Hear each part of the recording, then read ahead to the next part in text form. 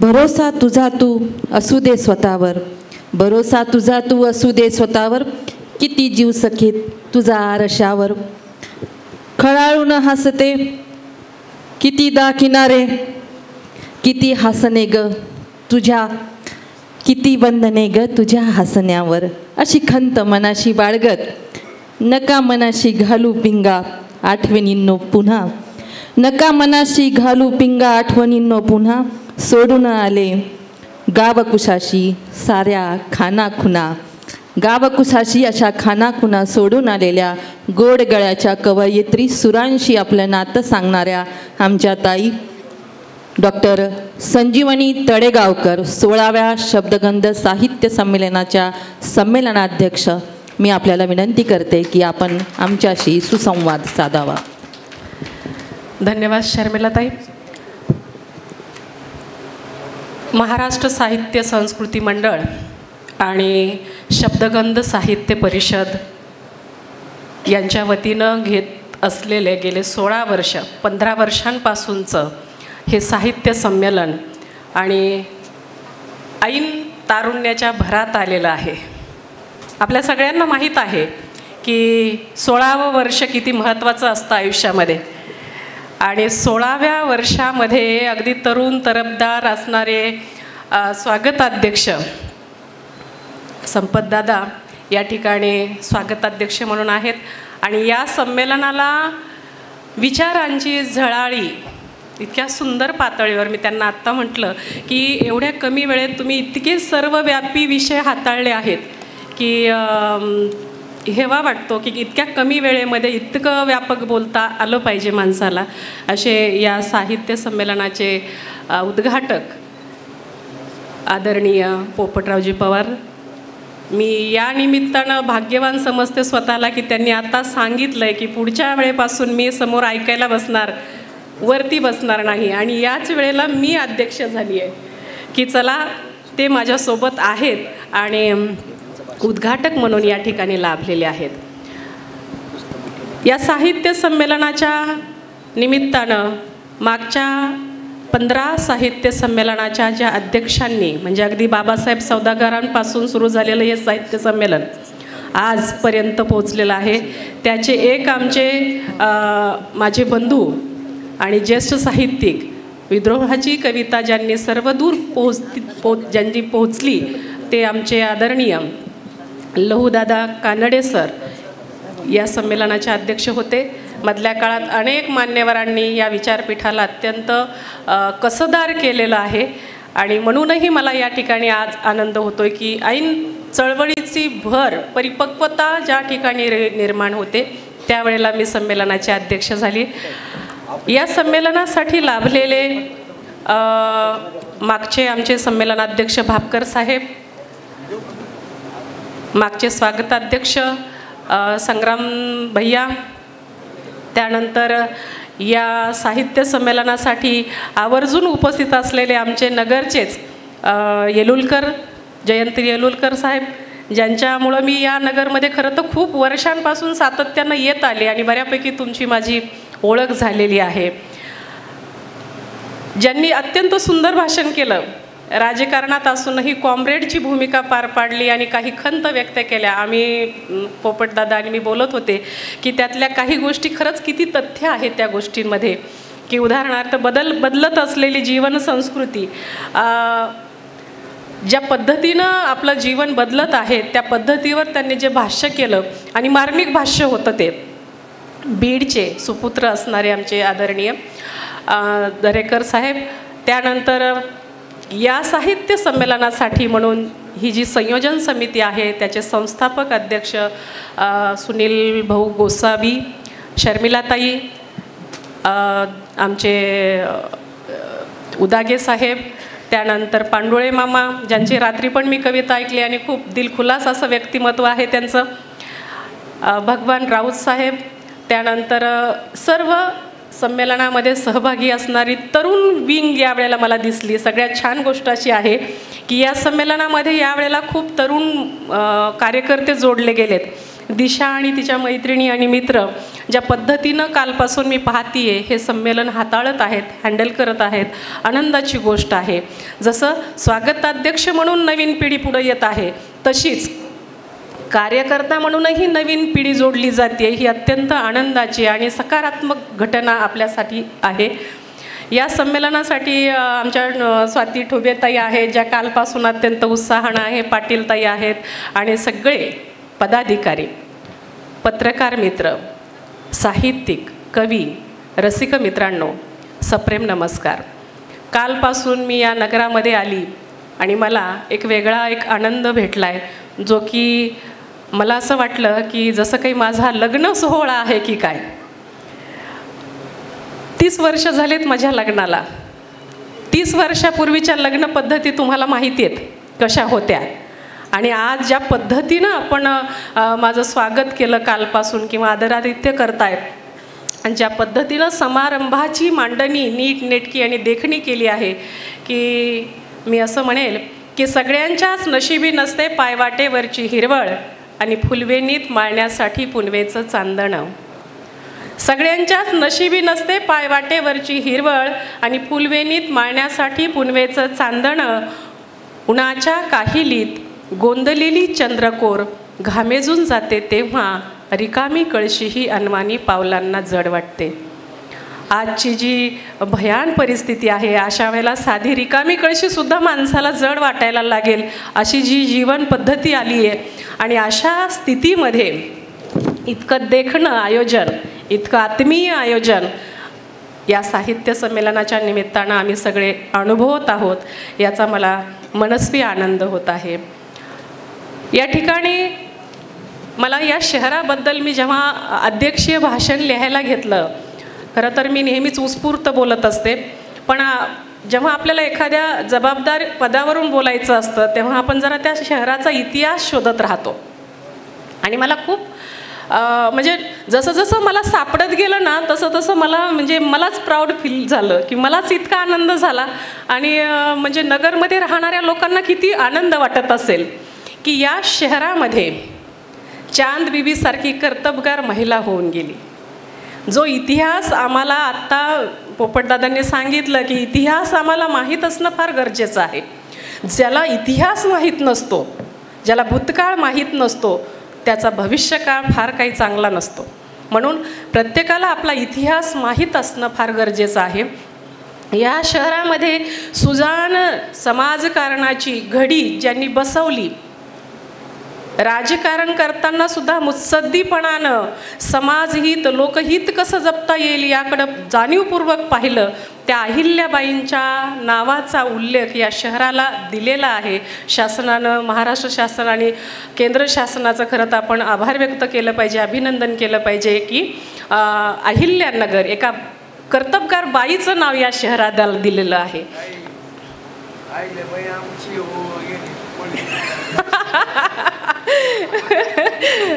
खंत वेगळीच आहे की अहिल्याबाई आमच्या आहेत पण यांनी पळवल्यात. पण काही असो, मोठी माणसं ही सर्वव्यापी असतात, सगळ्यांची असतात. आमच्या इंदिरा संतांनी एक फार सुंदर कविता आहे त्यांची, नदीच्या संदर्भात लिहिलेली ती. त्या असं म्हणतात, मी कोणाची मी सर्वांची, मी कोणाची मी सर्वांची, बांधूनी मज नेणारांची, जेथे जाईन तेथे फुलवीन बाग मनोहर आनंदाची, मी कोणाची. म्हणजे ही नदीचा प्रवाही पण ज्यांनी ज्यांनी आपल्या व्यक्तिमत्वामध्ये घेतलेलं आहे, सामावलेलं आहे, ही माणसं इतकी वेगळी आहेत आणि इतकी मोठी आहे आणि इतकी सगळ्यांची आहेत. आज मला पाहायला आणि सांगताना आनंद वाटेल की महात्मा फुले, बाबासाहेब आंबेडकर, शिवाजी महाराज, त्याच्यानंतर महात्मा गांधी, ही माणसं आपल्याला वाटतं आपली आहेत, पण ही माणसं दुसऱ्या देशातल्या लोकांना सुद्धा वाटतं ही आपली आहेत. म्हणजे जेव्हा त्यांचं विचार तत्व ते आत्मीयतेनं स्वीकारतात तेव्हा तेव्हा ती माणसं आपल्याला आपली वाटत असतात. जेव्हा आता इथं महात्मा फुलेंचं पार्ट एक पात्री प्रयोग सादर करत होती ती दिदी. काय सुंदर अंगावर शहारे आणणारं त्याचे डायलॉग होते, त्याचे संवाद होते, की इतकं आत्मीयतेनं, इतकं सादरीकरण आणि इतकी समर्पक भाषा की आपल्याला त्या काळात घेऊन गेली ती.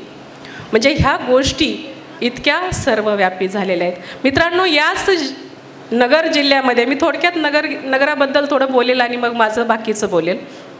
याच नगर शहरामध्ये 4 महिलांचं वास्तव्य होतं. जिजाबाई या ठिकाणी राहून गेल्यात. सावित्रीबाईंनी या ठिकाणी, फातिमाबाईंनी आणि सावित्रीबाईंनी, फरार मॅडम, डॉक्टर फरार मॅडम ज्या मिशनरी शाळेच्या तिथं काम करत होत्या, त्यांनी स्वतः या दोघींना ट्रेनिंग दिलं, प्रशिक्षण दिलं.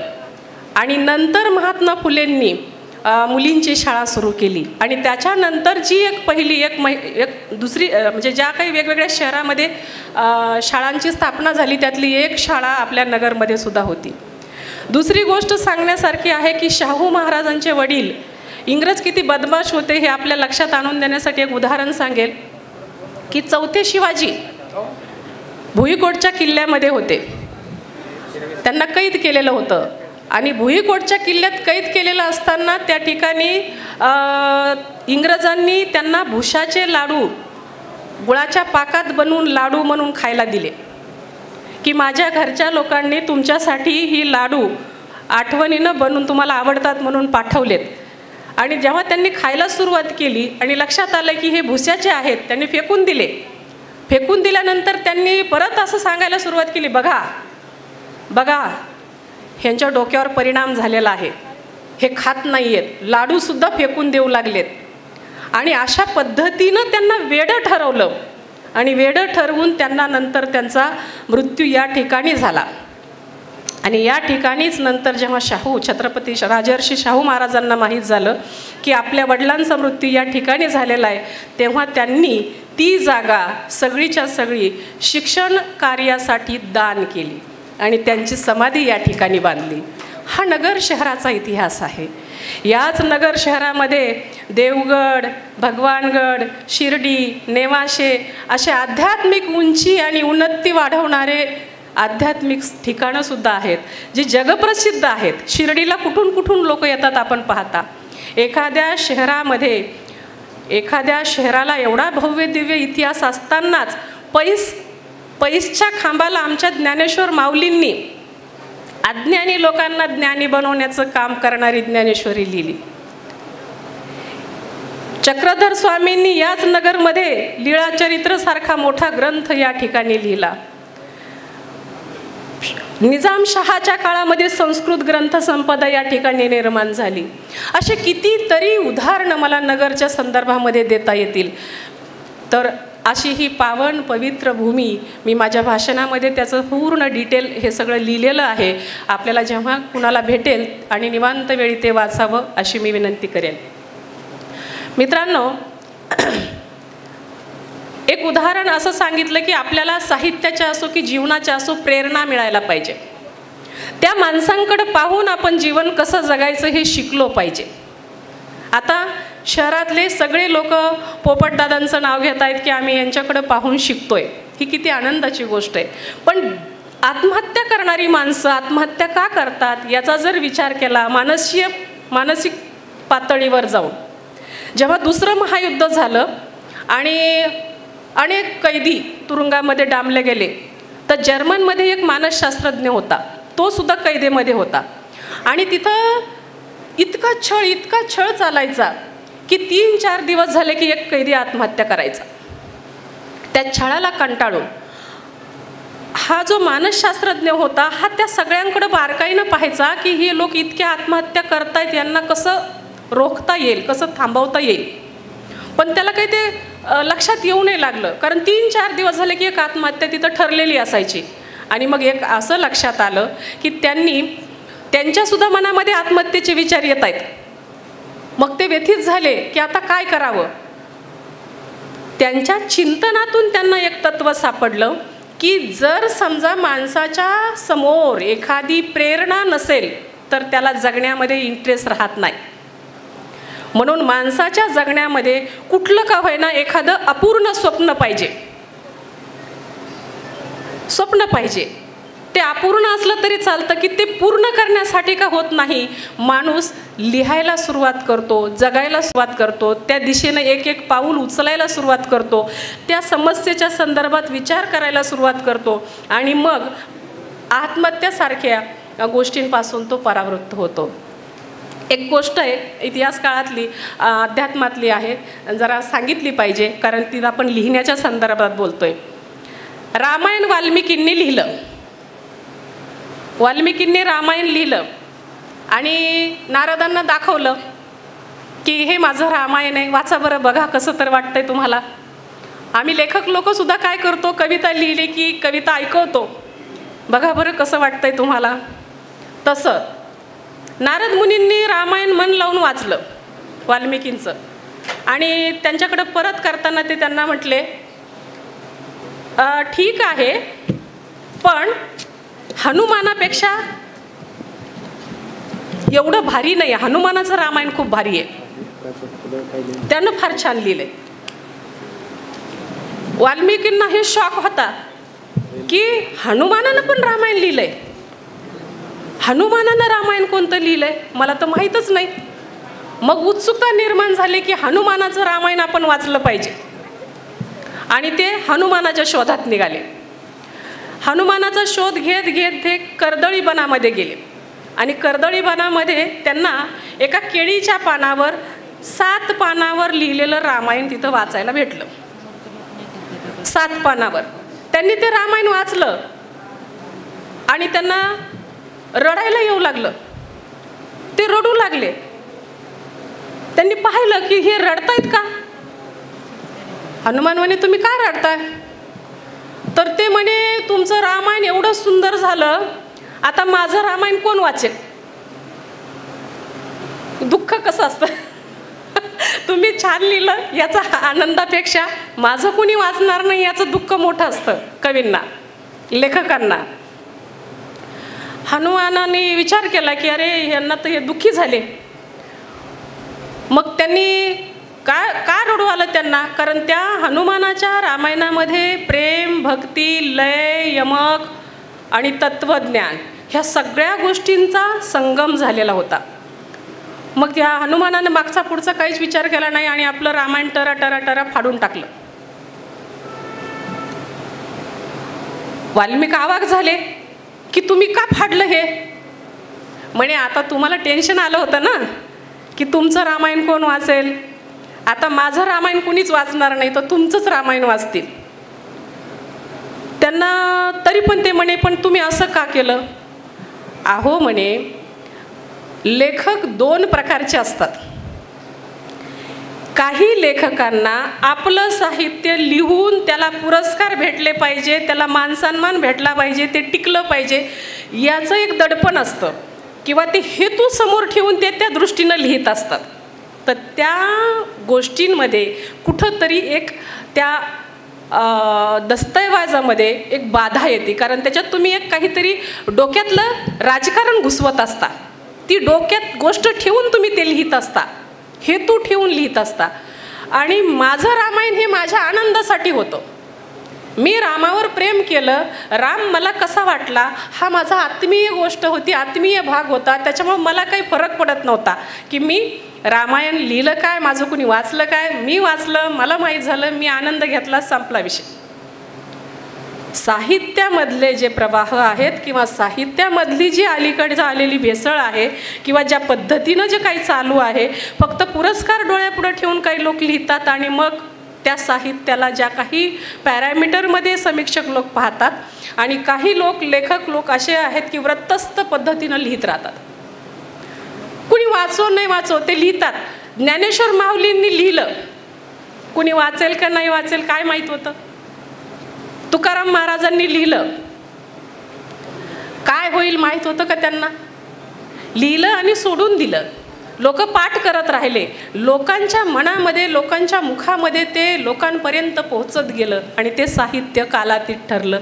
आणि म्हणून साहित्याच्या प्रयोजनामध्ये असो की जगण्याच्या प्रयोजनामध्ये असो आपण जरा वेगळ्या पद्धतीनं विचार केला पाहिजे. आणि त्या पद्धतीनं जर लिहिलं तर काही गोष्टी आपल्याला खूप आनंददायी अशा घडतील. मित्रांनो, हा जो काळ आहे अस्वस्थ करणारा आहे, सगळ्यांसाठीच अस्वस्थ करणारा आहे. राजकारणाचा पार्श्वभूमी पाहिली तर तिकडं अस्वस्थ आहे, समाजकारणामध्ये पहा, कुटुंब व्यवस्थेमध्ये पहा, रोज घटस्फोट होत आहेत. बायकोचं नवऱ्याशी पटत नाही. कारणं काय आहेत घटस्फोटाची? तर काहीच नाही. मोबाईलवर बोलत होती म्हणून हत्या करणारे लोक आहेत.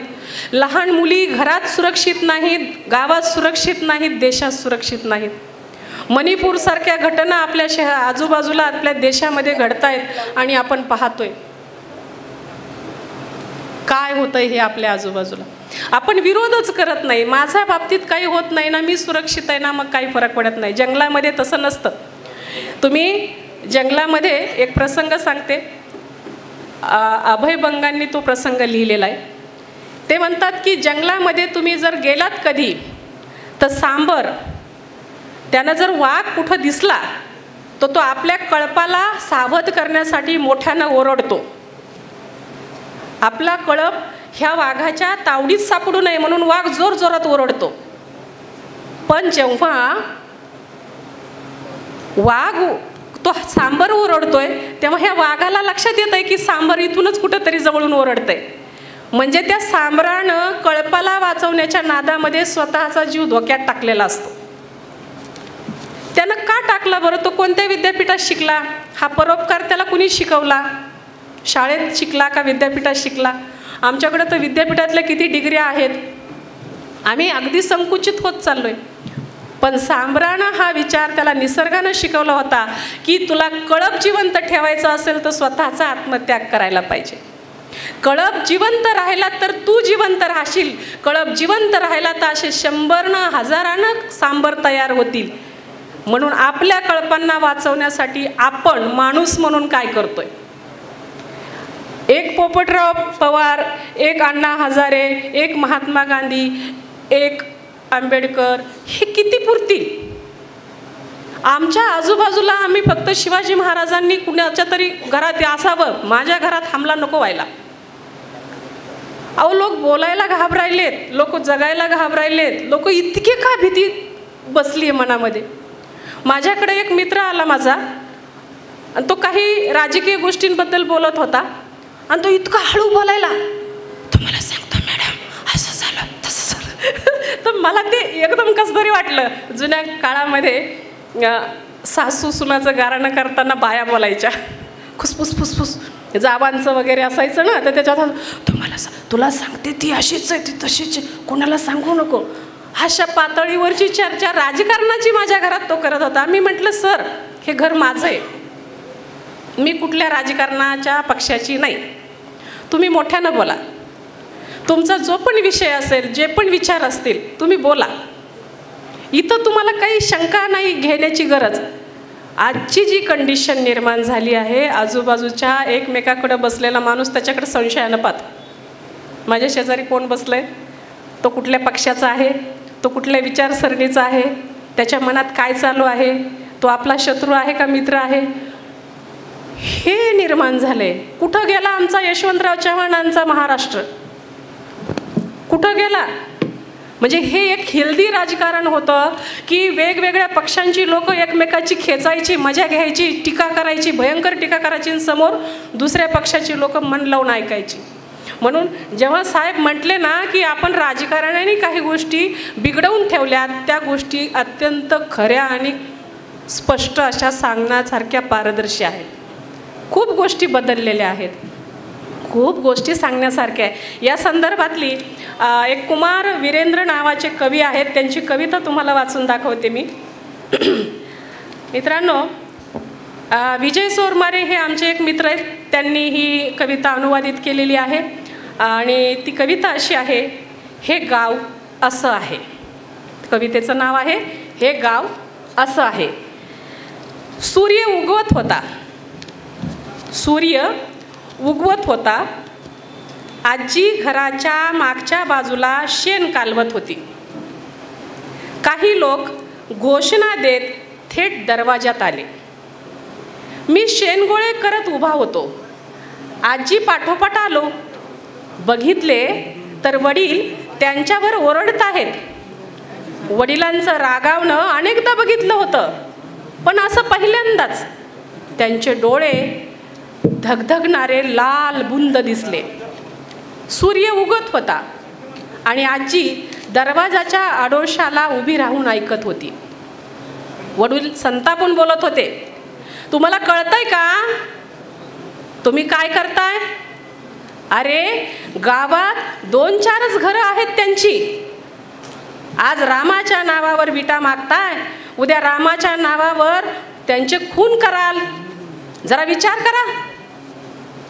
मावळतीकडं राहतात गुण्या गोविंदाने बिचारे. सगळे सणवार आपल्यासोबत साजरे करतात. निघा निघा इथून. आणि बरं झालं ते बिन बोलता निघून गेले. ते लांब जाईपर्यंत आजी त्यांच्याकडे बघत राहिली. सूर्य उगवला होता. मी शेण गोळे करून देत होतो, आजी शेणी थापत होती, पण कुणास ठाऊक कुठे हरवली होती. विचारले तर म्हणाली, काही नाही बाळा, दे, आज सगळ्या शेणी थापून टाकते. किती दिवसांपासून पडून राहिलंय शेण.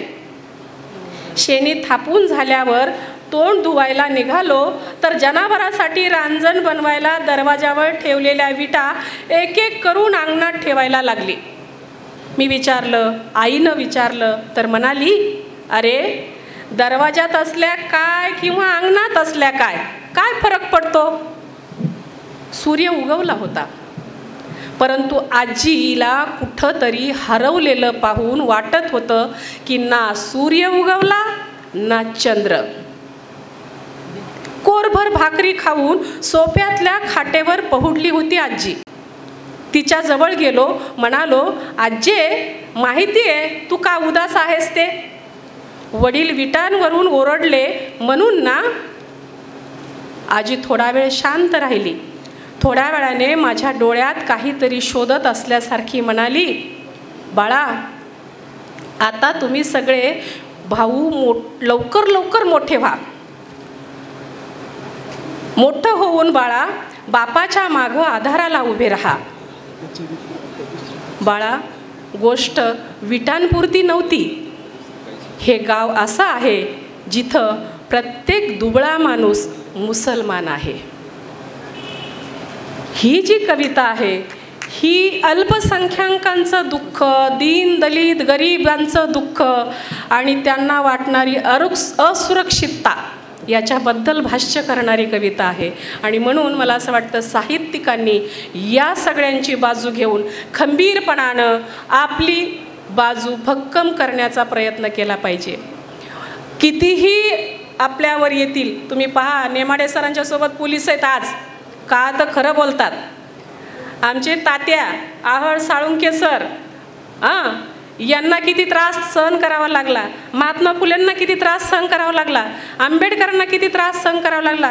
का तर हे सगळे खरे बोलणारे होते. आपण त्यांचे वारसदार आहोत. हे लेखकांनी आणि कवींनी कधीही विसरता कामा नये. कारण आज घडीला कुणाकडूनच आपल्याला आशाळभूत नजरेनं पाहण्याची आज स्थिती नाही आहे. म्हणून आपल्याकडंच लोक आज आशेनं पाहत आहेत. आपण एक चांगल्या आणि सक्षम विचारांची पेरणी करण्याचं काम करावं असं मला वाटतं. इथं गेय कार्यकर्त्यांनी, आमच्या तरुण कार्यकर्त्यांनी एक इच्छा व्यक्त केली की गेय कविता सादर करा. करणारच आहे मी करते. आणि एक छोटासा तुकडा सांगून मी तुम्हाला माझ्या भाषणालाही पूर्णविराम देते. मित्रांनो, मी साहित्य संमेलनाची अध्यक्ष व्हावी यासाठीचं जे प्रयोजन होतं ते आमच्या महिला मंडळीचं होतं. गोसावी सरांनी सांगितलं की जे नावं आली त्याच्यामध्ये तुमच्या नावाला आमच्या महिलांनी खूप जोरदार लावून धरलं आणि म्हणून झालं. तर त्या महिलांसाठी एक किस्सा, त्या महिलांच्या जीवनासाठी आणि तुम्हा सगळ्यांच्यासाठी, कारण तुम्ही पुरुष आहात, तुमच्या प्रत्येकाच्या घरात महिला आहेत, त्यांच्या जगण्याकडं पाहण्यासाठी म्हणून एक किस्सा तुम्हाला सांगितला पाहिजे. ग्रीस राजा होता आणि तो ग्रीस राजा त्या खूप समजदार, हजरजबाबी आणि शूरवीर असा होता. गंमत अशी झाली की शेजारच्या राजानं त्याच्यावर आक्रमण केलं. किंग आर्थर ह्या राजाचं नाव. रोम ग्रीक कथा आहे ही. किंग आर्थर हा राजा हुशार आणि हजरजबाबी, पण शेजारच्या राजानं आक्रमण केलं आणि याला हरवलं, कैद केलं आणि जन्मठेपेची शिक्षा दिली. पण एखादा माणूस इतका चांगला असतो की त्याला जन्मठेपेची शिक्षा देताना स्वतःलाच अपराधी वाटायला लागतं. त्यांनी असं सांगितलं की हे बघ राजा, तू मला खूप तुझ्याबद्दल लोकांकडून चांगल्या गोष्टी ऐकायला भेटलेल्या आहेत. तू माझा कैदी आहेस, पण तू चांगला माणूस आहेस, म्हणून मी तुला एक सूट देतो. तू एका प्रश्नाचं उत्तर द्यायचं माझ्या. जर ते बरोबर दिलंस तर मी तुला जन्मठेपेची कैद सोडून देणार, तुझं राज्य पण तुला परत करणार. किंग आर्थर म्हणे ठीक आहे, पण काय प्रश्न आहे तुमचा? त्यानं प्रश्न विचारला होता, स्त्रीला नेमके काय हवे असते? राजा त्याच्या बायकोकडून परेशान असेल म्हणून त्यानं विचारलं की बायकोला काय हवं असतं, बाईला काय हवं असतं? बाया कशानेच खुश होत नाहीत, काही केलं तरी त्या काहीतरी काढतात खुसपट. मग स्त्रीला नेमकं काय हवं असतं ह्या प्रश्नाचं तू मला बरोबर उत्तर दे. आणि गंमत अशी झाली की राजा तो प्रश्न घेऊन आपल्या दरबारात आला. त्यानं अशी सभा बोलवली, सगळ्या मान्यवरांना बोलवलं, विद्वानांना बोलवलं, तत्त्वज्ञानांना बोलवलं, शूरवीर लोकांना बोलवलं, मंत्र्यांना बोलवलं आणि सांगितलं की 1 वर्षाची मुदत आहे, 1 वर्षामध्ये याचं समाधानकारक उत्तर शोधून आणा. प्रश्न आहे स्त्रीला नेमकं काय हवं असतं. सगळेजण आपापला हा प्रश्न सोबत घेऊन गेले आणि सोबत घेऊन गेल्यानंतर काय झालंय की 1 वर्ष होत आलं पण त्यांना काही उत्तर सापडलं नाही. मग आता 2च दिवस राहिले आणि 2 दिवस राहिल्यानंतर ते परत आलेत आणि सभा भरली की उत्तर काही सापडलं नाही. मग एक जण म्हणतो की महाराज, आपल्या गावाच्या बाजूला जे जंगल आहे तिथे एक किल्ला आहे पडका, तिथे एक चटकीण राहते. ती चटकीण फार हुशार आहे, तर त्या चटकिनीकडे तुम्ही जा आणि तिला हा प्रश्न विचार. तो म्हणतो हे एवढे विद्वान माणसं थकलेत आणि तिला कशाला विचारायचं? नाही नाही म्हणे, आपला जीवन मरणाचा प्रश्न आहे, तुम्ही असं करू नका, जा. ह्या सगळ्यांच्या आग्रहाखातर तो चेटकिनीकडे जातात. आता चेटकीन फार हुशार असते. राजा येऊन म्हणतो की आम्हाला थोडं तुमची मदत लागती. म्हणे बोला ना, काय पाहिजे? तर म्हणे माझा एक प्रश्न आहे आणि त्याचं उत्तर तुम्ही मला द्या. काय प्रश्न आहे? स्त्रीला नेमकं काय हवं असतं? चिटकीन खळखळून हसायला लागली. एक खूप सोपं प्रश्नाचं उत्तर आहे म्हणे. म्हणे हो सांगा मग. नाही म्हणे, माझी एक अट आहे. काय अट आहे म्हणे? माझी अट आहे म्हणे, हा तुमचा सेनापती जो देखणा राजबिंडा आहे ना, त्याच्याशी माझं लग्न करून द्या. लॅन्सेलॉट त्याचं नाव, तो जो आहे ना म्हणे फार सुंदर दिसतो, त्याच्याशी माझं लग्न करून द्या, मग मी तुम्हाला उत्तर सांगेन. आली का अडचण? हा मित्र त्याचा सेनापती जरी असला तरी ह्याला असं वाटायलं की माझा जीव वाचवण्याच्या नादात ह्याला ही चटकिनीच्या हवाली कुठं करू. म्हणतो नको नको, आपण हे हरलो असं डिक्लेअर करू, राजाकडे जाऊ. लॅन्सेलॉटला वाईट वाटतं. आता त्याग करण्याची बारी त्याची होती. तो म्हणे काही टेन्शन नाही, मी तिच्याशी लग्न करायला तयार आहे, मी करतो लग्न, तुम्ही हो म्हणा आणि उत्तर तेवढं घ्या पटकन. मग ते म्हणतं ठीक आहे, सांग काय उत्तर. तर ती म्हणते आधी लग्न आणि मग उत्तर.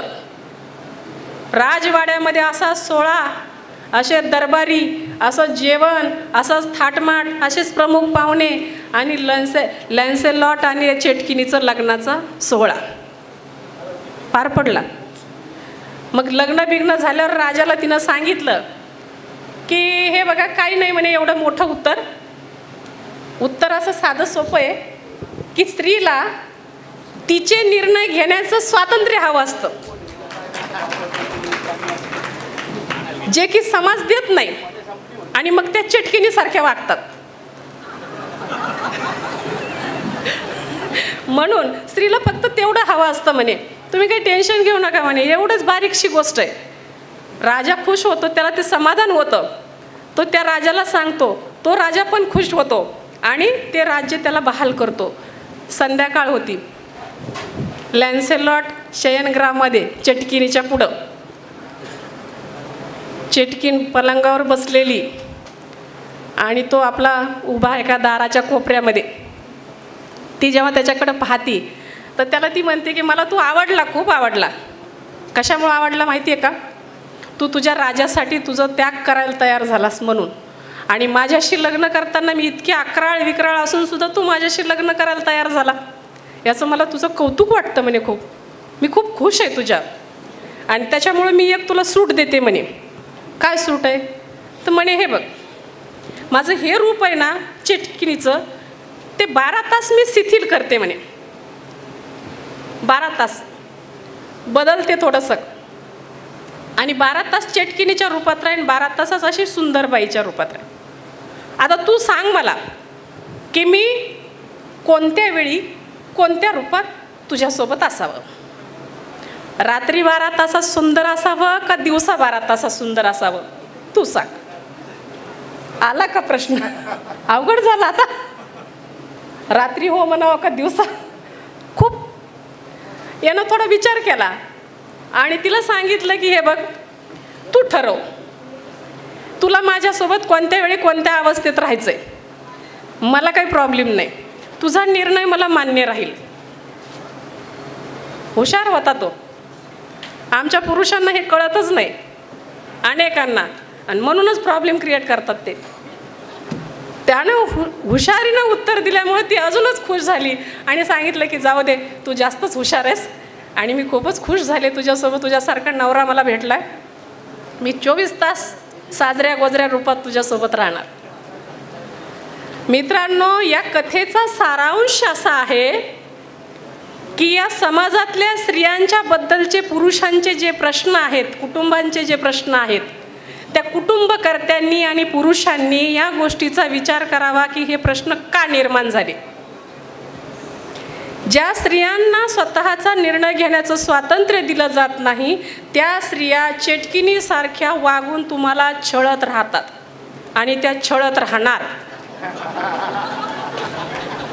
तुम्हाला जर चांगलं वागावं त्यांनी असं वाटत असेल तर तुम्ही आजपासून ह्या साहित्य संमेलनाची ही शिदोरी समजा. इथून पुढे त्यांचे निर्णय घेण्याचं त्यांना स्वातंत्र्य द्या. ज्या बाईला निर्णय घेण्याचं स्वातंत्र्य दिलं जातं, तिच्या आयुष्याच्या इतिहासाकडे जर तुम्ही पाहिलं तर ती बाई तिच्या स्वतःच्या जीवनासोबत तिच्या कुटुंबाच्या जीवनाचा आणि समाजाच्या जीवनाचा सुद्धा सुंदर बगीचा करते. मग ती जिजाबाई असेल, सावित्रीबाई असेल, आणखी कोणतीही महिला पहा, तुमच्या गावातली.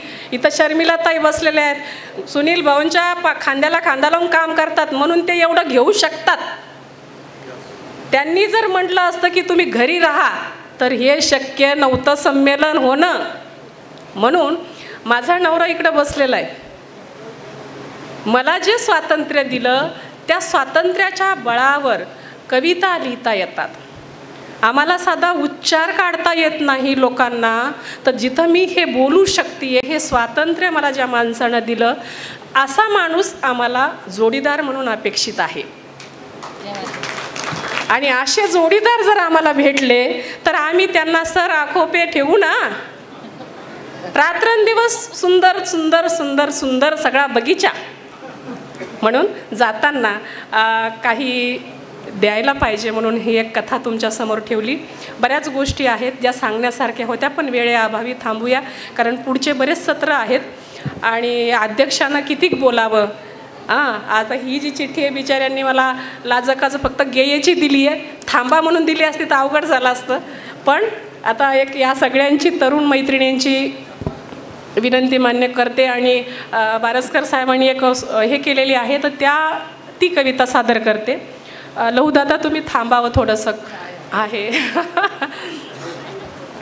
मातृत्वाच्या अंगानं जाणारी कविता आहे जी रात्री मी सादर केली होती आणि त्याच्यानंतर एक गेय कविता आणि थांबते. हिरा तूच खरी संस्कृतीची वारस. हिरा, तूच खरी संस्कृतीची वारस. फाटक्या संसाराची लिपछाप करताना कड्या इतकी तुझी उत्तुंग उंची हिरकणी नावाच्या अलौकिक इतिहासालाही तोलता आली नाही. चुलीची सरपणकाडी, पहाटेचं सडा सारवण आणि संध्याकाळच्या तुळशी दिव्यासगट दुभत्या गुराढोरांची तुला काळजी होती सासूरवासी नसल्यामुळे. सासूरवासी नसल्यामुळेच रायगडावर दही दूध विकताना बुडालेल्या सूर्याचं आणि गडाच्या वाटा बंद करणाऱ्या तटबंदीचंही तुला राहिलं नाही भान.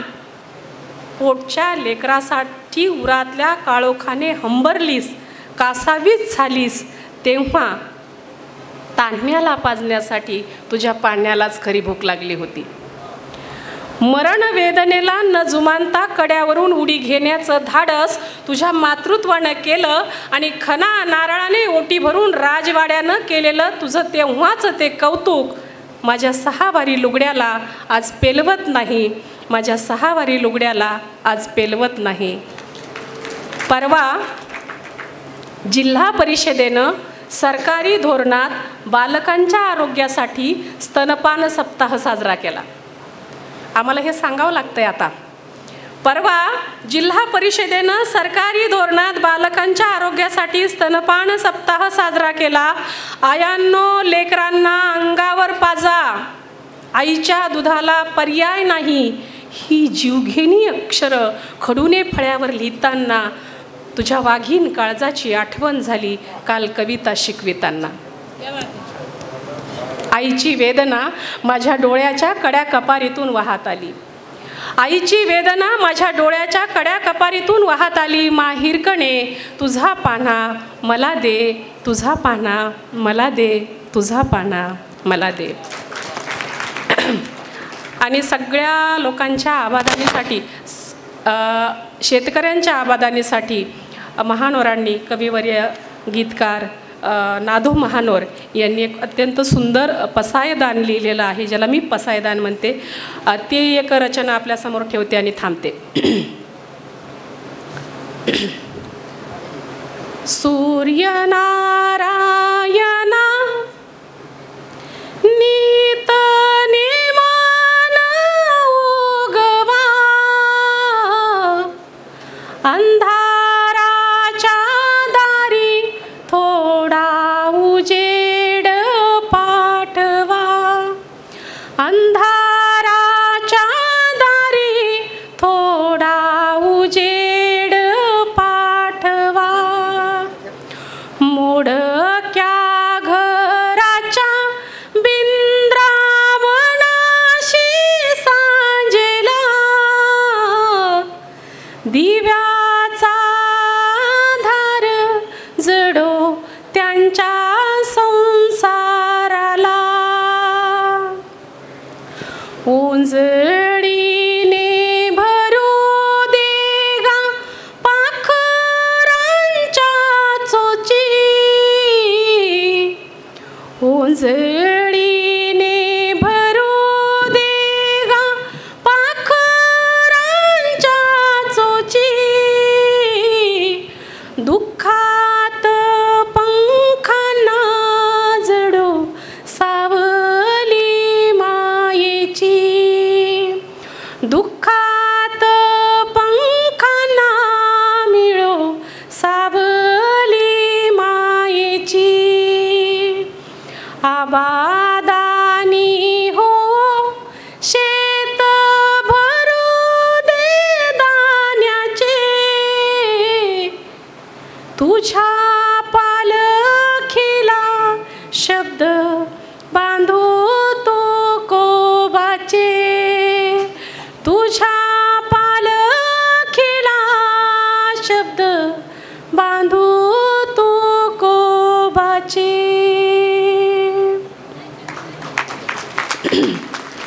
मित्रांनो, 16व्या साहित्य संमेलनाचं अध्यक्षपद मला देऊन या साहित्य परिषदेनं मला जो काही माझा गौरव आणि सन्मान केला, एका लेखिकेचा सन्मान म्हणजे समस्त स्त्रीवर्गाचा सन्मान.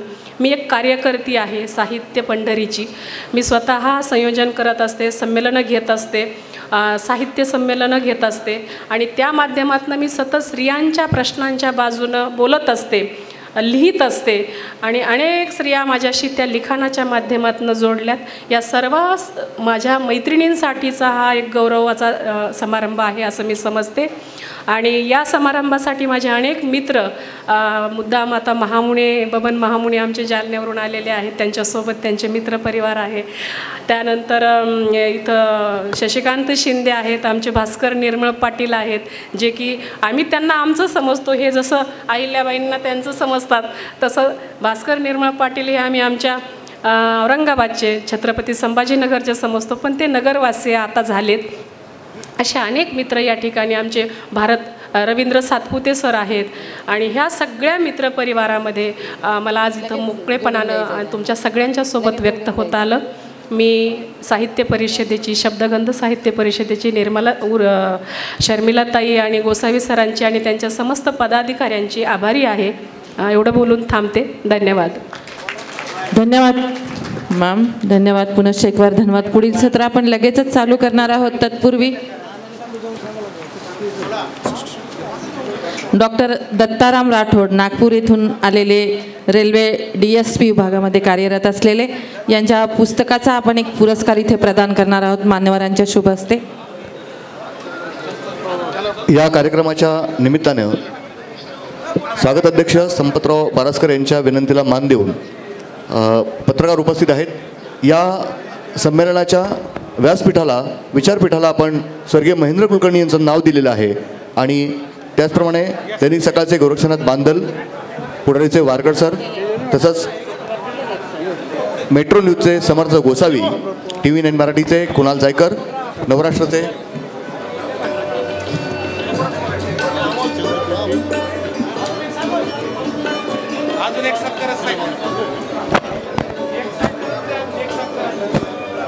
अमोल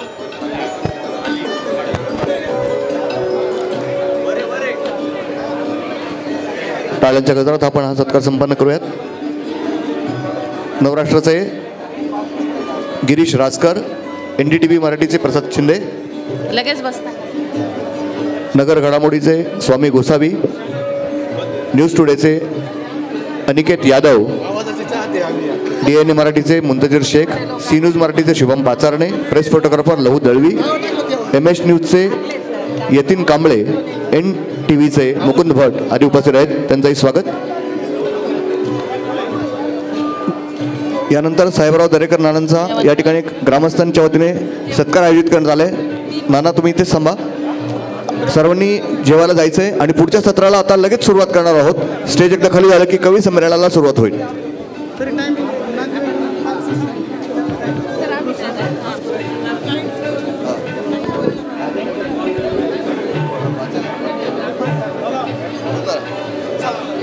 कवी संमेलनाला आपण लगेचच सुरुवात करणार आहोत.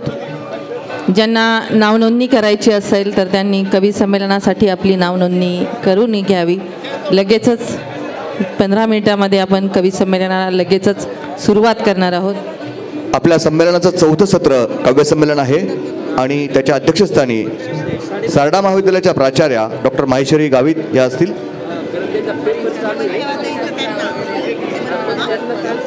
निंबोकर, मी माझी कविता एक रविवार या शीर्षकाच्या खाली सादर करते. घेना एक रविवार तू तुझ्यासाठी, घेना एक रविवार तू तुझ्यासाठी, फक्त स्वतःशी संवाद करण्यासाठी.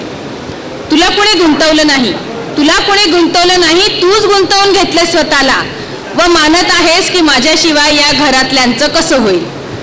पण सोड आता त्या दावणीला, घरातल्या प्रत्येकाला स्वतःच करू दे. जीवनाची ही वाट एकदा त्यांना समजू दे, अनुभवाचं शिक्षण त्यांना दे. शाळा कॉलेज जे शिकवू शकत नाही ते तू शिकव. घरातले थोडे रागवतील तुझ्यावर, चिडतीलही तुझ्यावर, पण मन शांत कर. त्यांच्या चांगल्या जीवनासाठी स्वतःचं श्रेय कमी कर. खरंच एक रविवार घे ना स्वतःसाठी. जरा स्वार्थी बनून पहा, काळजांना स्वाहा करून पहा, दिसेल खरं तुझं अस्तित्व तुला. आपण फक्त कडे आणि पायऱ्या आहोत आपल्या मुलांचे, प्रसंगी नातेवाईकांचेही. त्या कड्यांवर पाय टाकून ते पुढे जाणार आहेत. नंतर ते आपल्याला विसरूनही जातील आणि म्हणून शक्य तितकेच त्यांचे जरा दुरूनच त्यांची धडपड पहा. पाण्यात पडलं की पोहता येतेच, बुडते तसं नाही. मुक्त कर स्वतःला एक दिवस तरी. स्वतःही एकदा बोलून पहा. आशात स्वतःला निरखून पहा. कसं जगलो, कसं सरलंय आयुष्य. डोक्यातील पांढऱ्या केसांना विचारून पहा. खरंच एक रविवार आहे ना तुझ्या हक्काचा. आपला अधिकार आता घेऊन पहा. आपला अधिकार आता घेऊन पहा. धन्यवाद.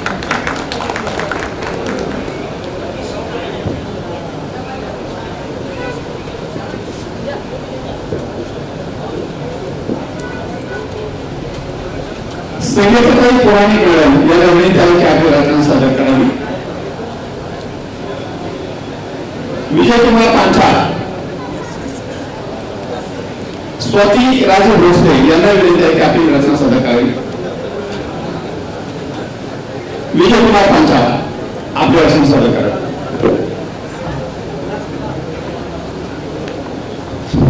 नमस्कार सर्वांना.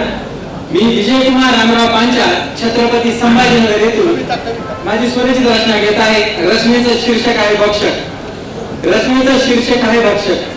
त्या आक्रोश वेदना किंकाळ्या, त्या आक्रोश वेदना किंकाळ्या हृदयाला टोचत आहेत. त्या आक्रोश वेदना किंकाळ्या हृदयाला टोचत आहेत. आणि वातावरण झालं विषारी, मानवी भक्षक फिरत आहे. वातावरण झालं विषारी, मानवी भक्षक फिरत आहे. निश्चंक पशुवृत्तीचा, निश्चंक पशुवृत्तीचा मुलीच्या भावना समजत नाही. निश्चंक पशुवृत्तीचा मुलीच्या भावना समजत नाही. आणि भारत मातेचा पदरही यांना आईचा वाटत नाही. भारत मातेचा पदरही यांना आईचा वाटत नाही. त्या द्रौपदीचे केलेलं रक्षण तो सावळा भेटत नाही. आता त्या द्रौपदीचे केलेलं रक्षण तो सावळा भेटत नाही. आणि सुदर्शना तुझीच नडरे तूही फिरत नाही. सुदर्शना तुझीच नडरे तूही फिरत नाही. आता घरातील बहीण मुलीचा सन्मान, त्या घरातील बहीण मुलीचा सन्मान परस्त्रीला का देत नाही. घरातील बहीण मुलीचा सन्मान परस्त्रीला का देत नाही. आणि जयंती तरदी शुभा नजरेत आदर का नाही. जयंती तरदी शुभा नजरेत आदर का नाही. कलियुगात जातीचे विष मस्तके सडवत आहे. आता कलियुगात जातीचे विष मस्तके सडवत आहे. त्या मणिपूरला आगीत होतच ढकलते कोण आहे. आणि विनंती तुला नीलकंठा ते तिसरे नेत्र उघडावे. विनंती तुला नीलकंठा ते तिसरे नेत्र उघडावे. आणि विष संपूर्ण सारे दोषींना भस्म करावे. हे विष संपूर्ण सारे दोषींना भस्म करावे. मग कवितेचा शेवट आहे. मग मानवी हिताच्या महाप्रलयात त्या सृष्टीलाही आनंद वाटेल. मानवी हिताच्या महाप्रलयात त्या सृष्टीलाही आनंद वाटेल. आणि संरक्षणासाठी भगिनीच्या हाती फक्त तुझाच त्रिशूळ असेल. संरक्षणासाठी भगिनीच्या हाती फक्त तुझाच त्रिशूळ असेल. धन्यवाद. सर्व कवींना विनंती आहे की आपली छोटीशी रचना घ्यावी. पुढच्या कार्यक्रम बरीच आहेत. कवडोली आनंदाचे सावळे यांना मी विनंती करतो की आपली रचना सुंदर करावी.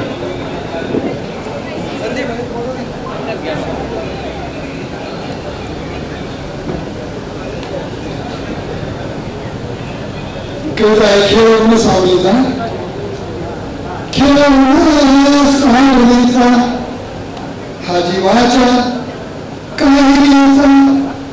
रानमाळी जुळवाला पुण्या माय माऊलीचा. रानमाळी जुळवाला पुण्या माय माऊलीचा. घेऊन डोक्याला टोपली दारोदार हिंड वैरूंच्या पुरी. सुया पोत्र घेणार देना शेळी पाकी भाकरी. वाडी वाडी वस्ती वस्ती रस्ता तिचा मुलखाचा. रानमाळी जुळणारा पुण्या माय माऊलीचा. या डोळ्याच्या मुली कसरत करीत हारेवरी. तिचं डोळं पोळासाठी बांधली बांबूला तीन दोरी. कधीही तोड जाईल त्या पोरीचा. रानमाळी जुळणारा पुण्या माय माऊलीचा. डोळ धरत आमची आदिवासी माऊली. जरी बुट्टीची औषध तिनं आम्हा धावली.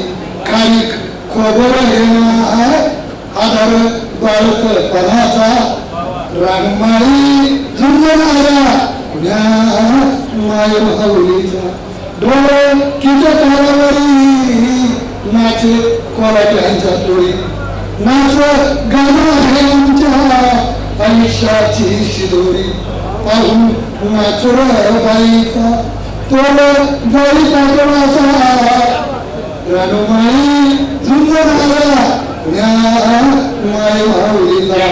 आता माझा समाज वाडी वस्तूवर आमच्या जोशांच्या पोळी वाडी वस्तूवर आमच्या जोशांच्या पोळी गोदाडी शिवून घेणार रंगी बेरंगी भारी नाही तुटायचा टाका माझ्या हाताचा रानमाळी झुंजणारा पुण्या माय माऊलीचा पुण्या माय माऊलीचा. सुनीताताई गायकवाड यांना मी त्यांची आपली रचना सादर करावी. सुनीताताई गायकवाड शिवगाव सांस्कृतिक मंडळ गोल्डे सर, शिंदे सर आणि त्यांचे काही मित्र हे आपले अध्यक्ष राजेंद्रजी उदागे यांचा सत्कार करू इच्छित आहेत. मी त्यांना विनंती करतो की या सत्काराचा स्वीकार करावा आणि सर्वांना विनंती आहे की आपण हा सत्कार करावा. आग्रहपूर्वक त्यांनी विनंती केलेला या सत्काराचा स्वीकार राजेंद्रजी उदागे करत आहेत.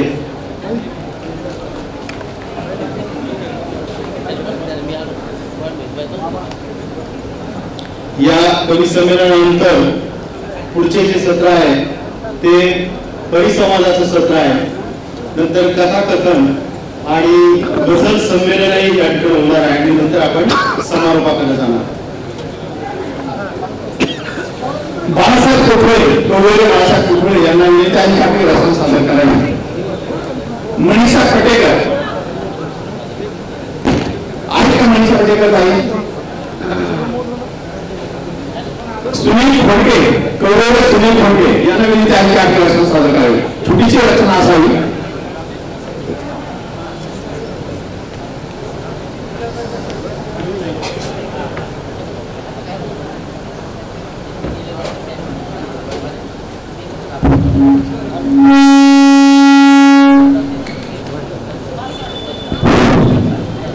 कवितेचं शीर्षक आहे बाईचा जन्म. तू नेहमीच म्हणायची बाईचा जन्मच नको. तू नेहमीच म्हणायची बाईचा जन्मच नको. बाईचा जन्म म्हणजे रक्ताचं पाणी आणि खोटी नाटी कौतुकाची गाणी. बाईचा जन्म म्हणजे रक्ताचं पाणी आणि खोटी नाटी कौतुकाची गाणी. तू तुझ्या अनुभव शुद्ध प्रश्नांना दिलेले उत्तर तुला बरोबर वाटत असलं तरी ते बरोबर आहे असे अजिबात नाही. एकदा का जीवावर जीव रडला आणि नाट्याची एकत्र घुसळण झाली की श्वास गुदमरतो विरहाचा एकलेपणा शोधताना. मग उगीच आपलं काहीतरी कोणाला अर्थ काय? खरं म्हणजे एकमेकांशिवाय जगणं तरी कुठं घुमते. खरं म्हणजे एकमेकांशिवाय जगणं तरी कुठं घुमते. आणि दुसरी गोष्ट नाट्याची मुळे एकदा का काळात खोड उडली की आजन्म दरवळतो श्वासात नात्याचा दरवळ. अगदी श्वास थांबेपर्यंत धन्यवाद. यानंतर कविवर्य गीतारामजी नरोडे यांना विनंती आहे की छोटीशी रचना आपली तोरण सादर करावी.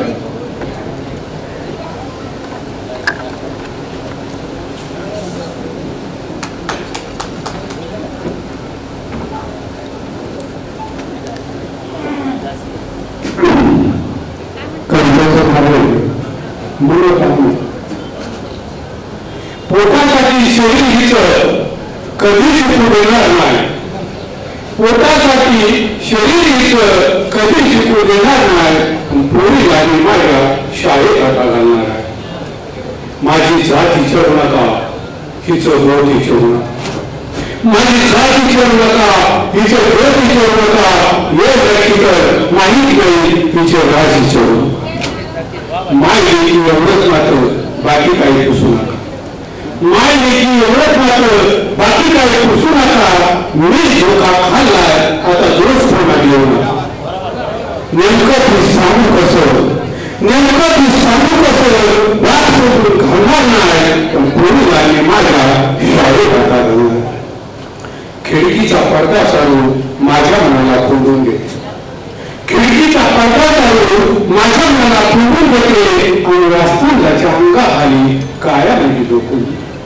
खिडकीचा पडदा सारून माझ्या मनाला कोंडून घेते आणि वास्तव्याच्या अंगाखाली काळ्या म्हणजे झोपून घेते. शीश विचारांचे 5 सारे तोडून घेते, शीश विचारांचे 5 सारे तोडून घेते आणि वास्तव्याच्या अंगाखाली काळ्यामध्ये झोकून देते आणि वास्तव्याच्या अंगाखाली काळ्यामध्ये झोकून देते. कामांवर राक्षसाला मी हातावर व्हायचं नाही, पण पहिली माझ्या शाळेत आता घालणार आहे. उघडी शाळा सरकारनं सगळ्यासाठी ठेवली आहे, उघडी शाळा सरकारनं सगळ्यासाठी ठेवली आहे. आता माझ्या कलेला आया मी ठेवणार. उघडी शाळा सरकारनं सगळ्यासाठी ठेवली आहे. आता माझ्या कलेला आया मी ठेवणार नाही. मोठमोठ्या गाड्यावरून मला कधी आणणार नाही, मोठमोठ्या गाड्यावरून मला कधी आणणार नाही, पण उंच उंच आकाशात मला मात्र धाडणार आहे. आणि गटारीला पाण्यामध्ये नावडीला घालणार नाही, पण पोरीला मी माझ्या शाळेत आता घालणार आहे. क्या बात आहे बा. 4 लोक शिकता शिकता लेख माझी वयाची, 4 लोक शिकता शिकता लेख माझी वयाची. राजबिंड्या राजसाचा हात तिच्या हातातली. 4 लोक शिकता शिकता लेख माझी वयाची. राजबिंड्या राजसाचा हात तिच्या हातातली. 4 गाणी अक्षरांची दोघांवर झोपून दे, 4 गाणी अक्षरांचे दोघांवर झोपून दे आणि भरलेला संसार त्यांचा पुढे होऊन पाहून गेली. गाठाळीच्या पाण्यामध्ये नावडीला घालणार नाही, पोरीला माझ्या शाळेत आता घालणार आहे. पोटासाठी शैलीचं कधी शिकवून देणार नाही, पोरीला मी माझ्या शाळेत आता घालणार आहे. पोरीला मी माझ्या शाळेत आता घालणार आहे. धन्यवाद. शेरवळताई आपल्याला विनंती आहे की सन्मान यायचं आहे. सन्माननीय अध्यक्ष महोदयांच्या संस्कारात असतात.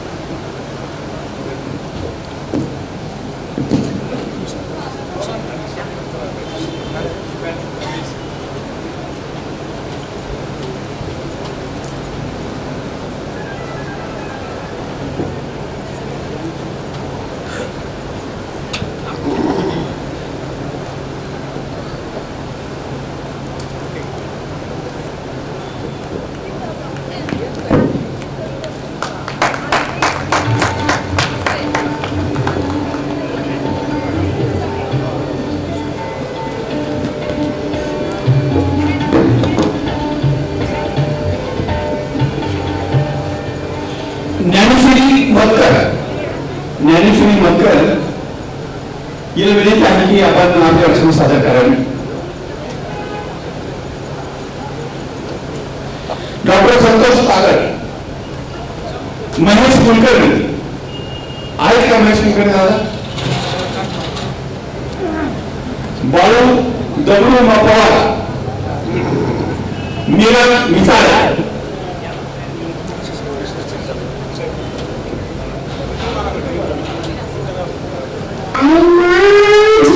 मला दिसती सुंदर आई माझी मंदिर. कधी जवळ घेते, कधी रागवते, कधी कुंडवते, कधी मार देते. बाबा माझा देवाहून मोठा, नाही त्याच्या प्रेमाला तो